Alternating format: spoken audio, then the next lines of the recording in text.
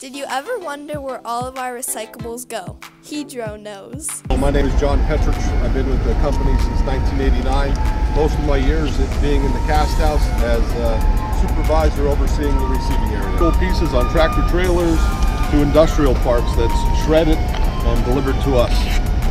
Behind there you'll see numerous tubs of aluminum car wheels. Believe it or not, we use approximately 500,000 pounds of aluminum car wheels every month.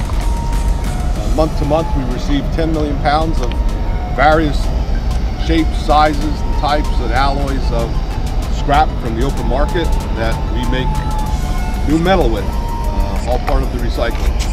In 2017, they recycled 100.5 million pounds of scrap from third scrap suppliers and other extrusion plants. The Gersona operation supplies the automotive industry, distribution centers, and customer-specific items. We'll use our bunkers to load the charge machines. It also comes in a bale formation.